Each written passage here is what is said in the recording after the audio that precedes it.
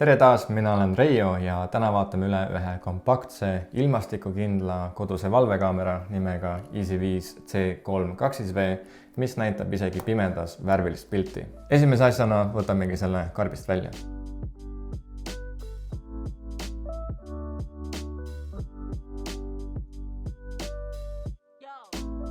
Ja esimese asjana siis kaameraga tuleb kaasa loomulikult toitejuhe, paigaldamiseks mõned mutrid. Siin on ka Cat5 kaabli jaoks kaitse, mis on päris mõistlik.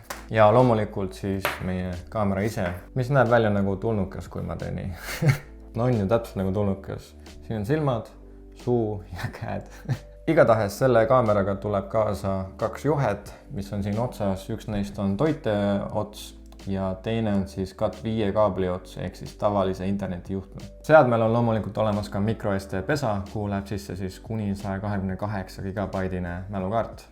Kuid jällegi tasub teada, et kui mälukaart saab täis, siis seade hakkab ise automaatselt vanu salvestusi üle salvestama. Kui sa arvad, et see võib sulle probleemiks tulla, siis tegelikult EasyViz pakub ka pilveteenuse lahendust. Kaamera hakkab salvestama ainult liikumise peale, ehk siis kokku võib tulla päevas kuskil 5 minutit salvestust. See kaamera salvestab pilti siis loomulikult Full HD-s küllaltki laia 103 kraadise vaatenurgaga. Ja pimedas näeb see kaamera lausa 30 meetri kaugusele, mis sellise väikse isendi kohta ja sellises hinnaklassis on väga hea tulemus. Lisaks on tal ka kahepoolne audio ja mikrofon, ehk siis saad läbi mobiiliäpi kaameraga rääkida. Nii, aga paneme nüüd selle korraks tööle ka ja vaatame, mis saama hakkab.